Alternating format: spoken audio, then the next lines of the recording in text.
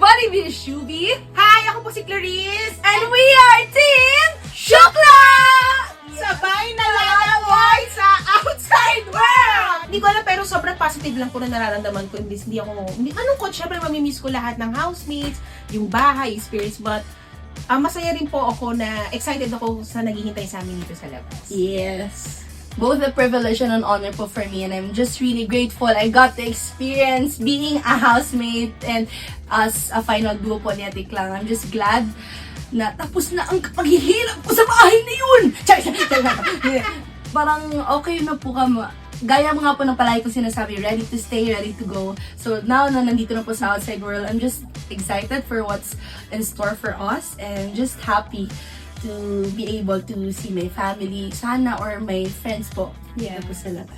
And nag-uusap naman kami ni Shubi, nasabi naman, whatever happens, ready kami kung magstay, ready din kung lalabas, ready din. But syempre, andun yung nagpipray pa rin kami na sana magstay pa kami at makaabot pa hanggang final, ano yan? Big Four Big Four Duo. But sabi namin na lang kung ano yung will ni Lord. Doon na lang kami. And sobrrang happy na rin kami. And yun, sana makayanan pa ng mga housemates and excited kami para sa kanilang lahat. Diba? We are all shocked. You know, by the people outside. Wow! Wow! Yeah, wow! OA! OA talaga. And sobrang excited kami sa mga bashers. Uy, sana wala masyado. Sorry na sa mga bashers talaga. Ha, hindi namin sinasadya. Pero wala din kami magawa kasi nangyari naman ang mga nangyari. Oo. So, nasabi na sa amin. So, we're kind of expecting the worst. And right now, we're just really excited to eat food. Yes. Yun lang talaga. And sana tuloy-tuloy lang po nilang supportahan ng lahat ng housemates. Kung sinitingin nilang deserving ang mapasali sa Big Four, di ba? And lahat naman sila deserving, but syempre. Pero syempre kami, nasasaktan. Hindi masakit po na nandito kami ngayon sa harapan ninyo, na hindi kami big tour doon. Pero tanggap naman po namin at masaya na po kami sa naging journey namin sa PBB. We're really grateful and excited. Irap-irapan ko to sa loob ng bahay. Hindi, ano naman, sabi ko naman kay Shubi kung sinong piliin niya noon. And nag-iisip Kung din ikaw ako. na bibigyan ng chance, Hindi, kung pamili. hindi ako yung pinili mo. Siyempre malulungkot ako kasi ang top choice ko talaga na maging final duo is si Shubi kasi bukod sa siya na lang hindi ko nagiging ka-duo is siya rin yung isa sa mga close ko talaga doon. Dalawa sila ni Esnir. Hindi ko naman pwede makaduo si Esnir. So siya. And if ever man, syempre nag-iisip din ako ng negative na yung inisip ko, paano kung hindi ako yung piliin? Syempre baka si Esnir. Iniisip ko baka si Will, kaso pinili na rin ni Rat. So baka mag-voluntary exit. Kasi si Will, kasi bakit kasi si Rap yung pinili? Nag-expect talaga ako na apat po kasi kami sa pamilya. Oo, apat. So si Will din kasi. Nagwatak-watak yung pamilya ko. So parang, oh my God, is it voluntary exit? Ano ko? Pero yun, manulungkot ako. But, syempre, ang naisip ko na lang, if ever, syempre either si Charlie or si AZ. Ayun. Lahat din kami naman talaga nung close na. So, kung sino na maging ka-final duo talaga eh. Yung gusto ko lang din talaga is someone na kasundo ko talaga and malapit sa puso ko. I was coming din from a point na we all had to do it. We all had to nominate. So, nevertheless, mas inintindi ko po. And yung pagtanggap naman na pwede kaming umalis anytime, alam naman po namin sa puso namin na we all had to go din. Like, lahat naman kami aalis, hindi lang sabay-sabay, pwedeng mauna yung iba. So, ready naman po talaga kami for what's coming. Well, ako po, sobrang fan talaga ako ng PBB ever since talagang almost lahat ng seasons pinanood ko, sinubaybay ko, lalo na yung last seasons, kaya Piang, doon talaga na nung balik ulit yung pagiging super fan ko ng PBB. And never ko talaga in-expect na one day, ako naman yung papasok sa bahay ni Kuya talaga. And ayun nga, hindi natin talaga malalaman kung ano yung nakalaan para sa atin. And nung nandun na ako sa loob ng bahay ni Kuya, nakapasok ko as housemate. Sobrang saya ng experience. Lahat, in-enjoy ko. Hindi ko rin talaga in-expect sa una na ako magiging pinakamatanda. Yun yung unang kinakabahan ako eh. Kasi parang feeling ko, di ko ata ako ready maging super ate. Diba? Tapos, pero hindi ko in-expect. Hindi ko in-expect yun na yun talaga yung datatnan ko once na nakapasok ako doon. Nung una, mahirap.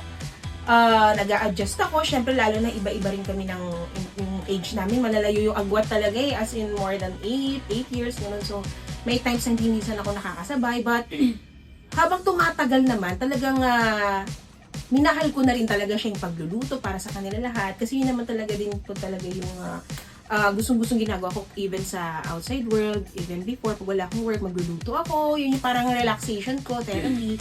And sa bahay ni Kuya, yun yung naging role ko. And yun talagang sobrang minahal ko. At ngayon, sobrang mamimiss ko. Ngayon, nasa labas na ako ng bahay.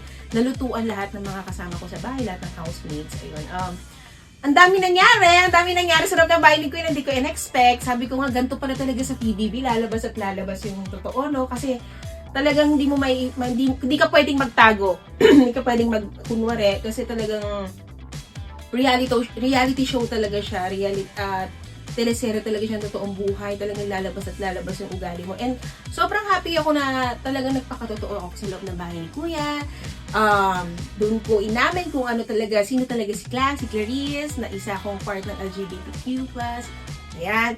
And sobrang happy ako actually, kaya ngayon, more on, yung nararamdaman ko, hindi lungkot eh. Malungkot na mamimiss ko nga lahat doon, housemates, loob ng bahay ni Kuya, experience si Kuya mismo, but mas nangingibabaw yung saya ngayon kasi alam kong paglabas ko ngayon sa outside world, ibang Clarice na, kumbaga mas buo, mas walang takot na, mas wala nang tinatago. So ayun, sobrang thankful ako sa experience na to, sa buong journey ko ng PBB. Sobrang thankful ako sa lahat ng lessons, sa lahat ng bagay na natutunan ko, sa friendship, diba? Mga Gen Z na mga kaibigan ko ngayon, kay Kuya, sobrang thankful ako. And of course, sa aking final duo, diba, nag-gain ako ng another kapatid.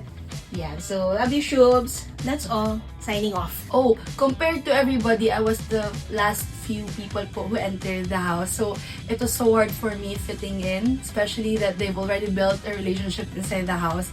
And for the first 3 weeks po talaga, hindi po talaga ako nakapag-adjust ng maayos. But after ko na-realize na hindi ko pala talaga kailangan mag-try so hard to fit in and just really show who I am, dun ko po nalaman, dun ko po mas pinili na maging totoo sa sarili ko at naging kaibigan ko po dun sa Ate Clarice. Isa po siya sa naging halimbawa ko na hindi matakot magpakatotoo sa bahay dahil yung doubts naman talaga andyan. Pero as long as you're being real, you stay true to yourself, you don't lose anything as long as you're just real. So yun po yung biggest lesson ko po sa loob ng bahay. Wala pa akong regrets because I was real all throughout my journey in PBB.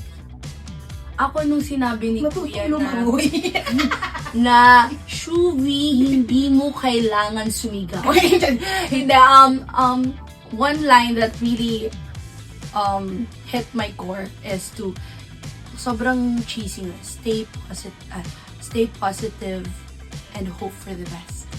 Yung sinabi niya nung nauubos na po ko ng pag-asa na, that was the time when I got automatically nominated, and I was ready to go outside kasi nga po hindi ko naman alam na marami pong magboboto sa akin, hindi naman po ganun kasikat para botohin. Ganun po yung nararamdaman ko. I was just ready to go, and then he said those words and tumatak po siya sa puso ko kasi nung time na yun, nabigyan po talaga ako ng literal hope po, literal light na nakita ko po na baka kaya ko kasi may naniniwala sa akin. Naalala. Yes, ako din si Kuya, ang naparealize sa akin ni Kuya is, ang pinaka-is yung tiwala sa sarili. Kasi ako talaga ever since sobrang baba ng self-confidence ko. Yun nga, ito yung nagkausap ko si Kuya, umiiyak ako na feeling ko lagi is, yun lagi ako nasa mababa lang na ranking, ganun. But si Kuya, nung pumasok ko sa bahay ni Kuya at tuwing kausap ko siya, doon ko nararamdaman na napapakinggan ako, nakikita ako, appreciated ako. And ngayon nga, ngayong lumabas ako sa bahay ni Kuya, feeling ko mas may tiwala na ako sa sarili ko at mas naramdaman kong kamahal-mahal ako. Diba? Yes! Yes! Sa lahat po na nagmamahal at sumusuporta at susuporta pa sa Shukla, sa aming Shuvi at Clarice at sa lahat po ng housemates ng PBB, maraming salamat po sa inyo lahat. And sana, kahit po wala na kami ngayon nasa bahay ni Kuya, dito na kami sa outside world, sana tuloy nyo pa rin po kaming suportahan at mahalin at sana magkita-kita po tayong lahat soon! Yes! Miss na namin kayo. Uy, sana po, supportahan nyo lang po kami at huwag po kayong mapagod. Sumuporta po, and I just wish you keep shining your light until the end of time. We love you all! I love you! Happy Pride! Happy Pride! Happy Pride! Slay ka dyan.